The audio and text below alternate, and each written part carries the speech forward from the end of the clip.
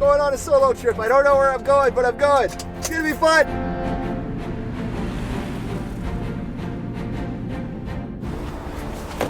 All right, lots of gas for this adventure. Solo adventure! I made a second stop in Campbell River at a place called Fog Dukers for some amazing local coffee. Onward! Oh yeah, that's really good coffee. Everybody needs to go try Fog Dukers. Go get yourself some Fog Dukers! North Kona, Vancouver Island's finest park. As much as I love Gold River, we're going to continue on. What would a solo adventure be without a logging road? My girlfriend Kelsey and I split up a week and a half ago. And I'm upset. I've been ignoring my feelings for a week and a half and pushing them away. So I came out here alone to find some waterfalls in hopes that I could continue to ignore my feelings, but it's not working. I'm getting more and more sad. It's been building up and I feel like I'm about to burst. Now, am I about to start complaining about this to you or talking bad about her because I'm upset? No. I'm bringing you along on this journey with me to let you know about what good there is in my situation in hopes that it might help you get through a time like this a little easier. But while I'm out here, before I think I'm ready to open up and talk about this, I'm gonna look for some waterfalls because that always puts me in a much better headspace. It's gonna enable me to not just blow out and actually talk from my heart, but talk from my heart carefully.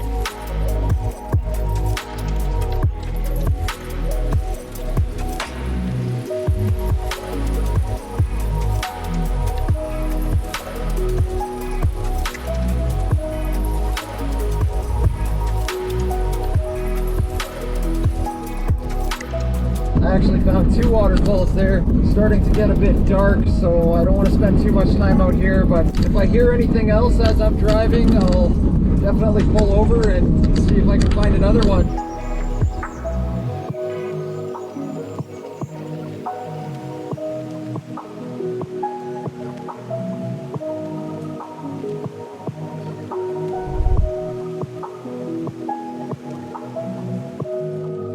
Driving back now on this logging road.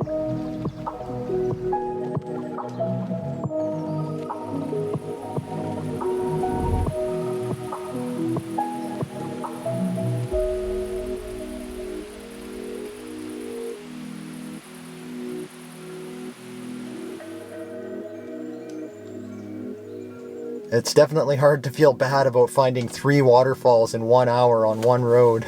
I mean, I guess it was more like 6 waterfalls with all the different drops, but 3 waterfall locations. I love this area already, you know. Anyways, I gotta find somewhere to sleep for the night.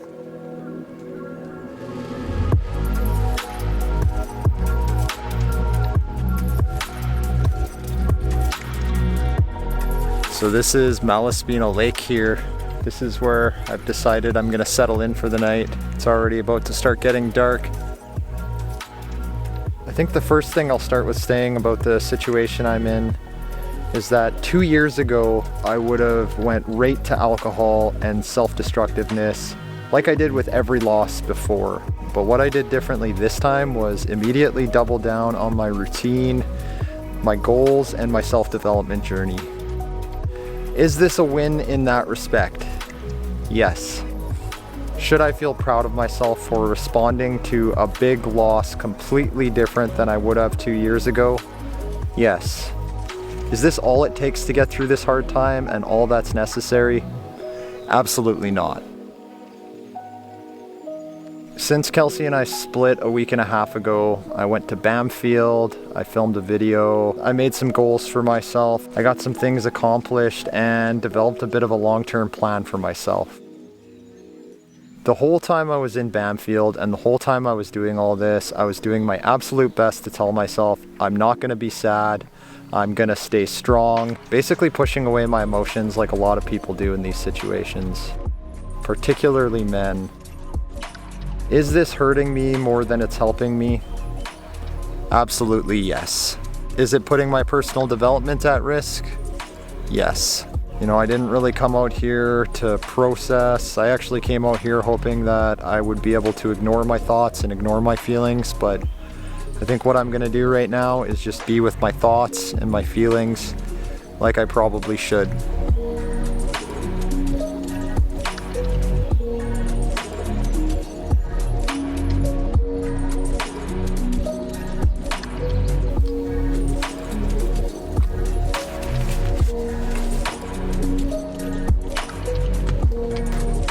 Well, there's a billion mosquitoes here, and every time I open my door I let like 10 in, so I'm gonna get out of here now and head on to this massive waterfall I'm going to check out.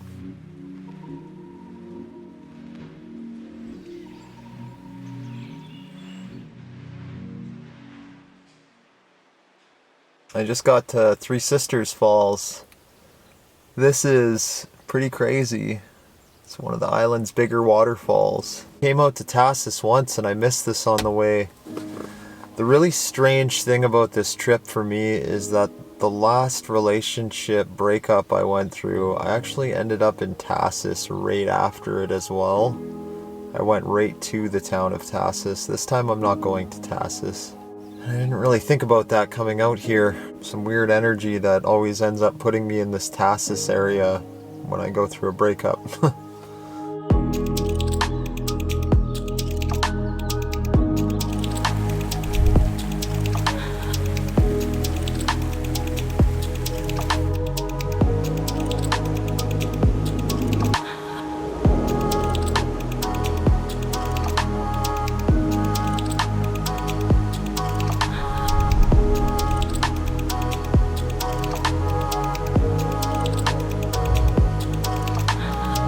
It's kind of a bummer, but I can't really find a trail over to it. I went in pretty deep there, super thick. I kept falling through, scraping my legs. I even did a sketchy river crossing, and yeah, I was pretty hopeful. I'm not out here with somebody to stitch me up if I rip my leg open, so I don't know. Maybe this is not where you get to the bottom of it. Maybe you just have to bushwhack. My head's a little scarbled with everything going on, and I really just don't want to hurt myself because I'm not focused today. I think talking to people about how you feel when you feel down is pretty important.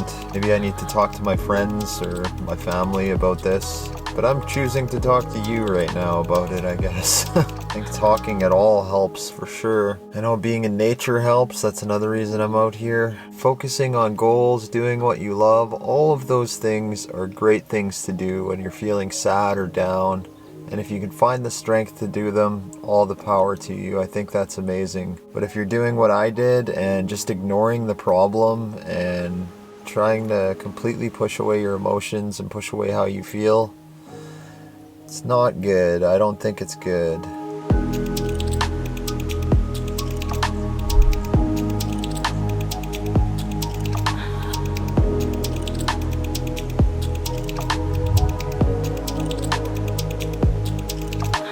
I think all of this sadness and this energy has just been building up inside me, and I was about to burst, have a blowout.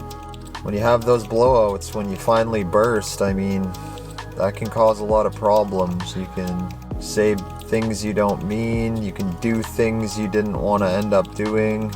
That's what causes destructive behavior. So my opinion is that speaking out about what you feel sad about is important, especially for guys. There's this huge stigma around how real men aren't supposed to cry and real men aren't supposed to show emotion and they're supposed to act tough.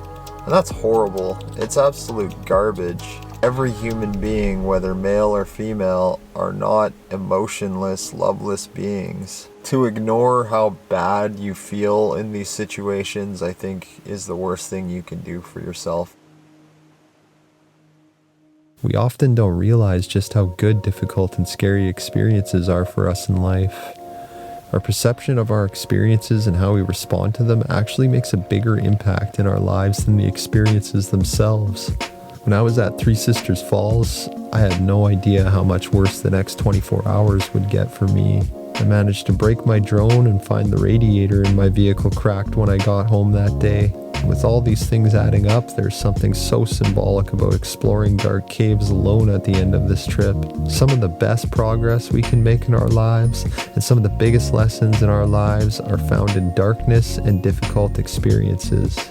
The epiphany that I had is that I could actually choose to take responsibility for my broken vehicle and my broken drone. My choice of ignoring my emotions and feelings was what caused this to happen.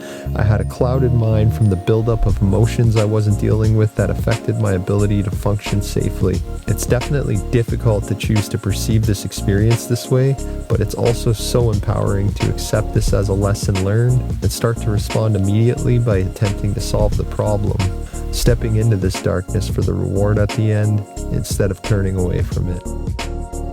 On the way home, driving through Strathcona Park was where my emotions finally hit hard. It's a place that's so symbolic of Kelsey and I's time together.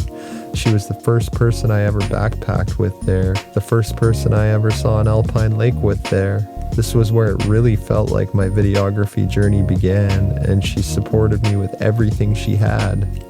The first woman to choose to be with me and love me, even knowing I was a newly recovering alcoholic. And this gave me hope and strength that carried me through so much darkness. It helped me to learn to love myself instead of resent myself. The other huge epiphany that was hitting me hard is that it's so much easier to let go of someone you resent than someone you choose to hold love for after you've parted ways. The biggest truth about anyone carrying resentment and wanting retribution is that they are the person that it destroys the most. It's a choice to perceive their experience and respond to it this way. While this is a good truth to be aware of, it's not why I choose to hold nothing but love and want only good for Kelsey. I cherish our memories, our time, and all she taught me with all my heart. She was such a rock in my recovery and my personal development, and I just want her to live the best life she can and do whatever it takes to continue growing in her own personal development journey. And whoever wins her heart next better know that he's a lucky motherfucker.